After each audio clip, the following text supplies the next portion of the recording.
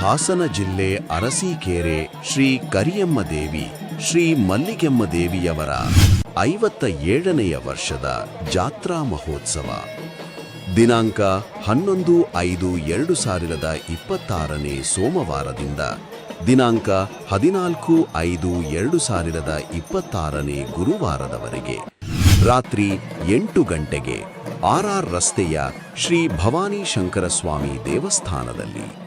ನಂತರ ಮೆರವಣಿಗೆಯಲ್ಲಿ ಮೂಲ ದೇವಸ್ಥಾನ ಪ್ರವೇಶ.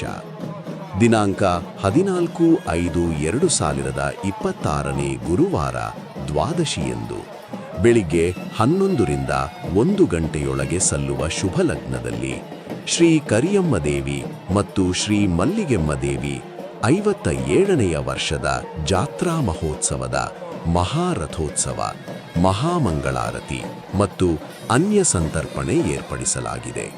ರಾತ್ರಿ 8 ಗಂಟೆಗೆ ಅದ್ದೂರಿ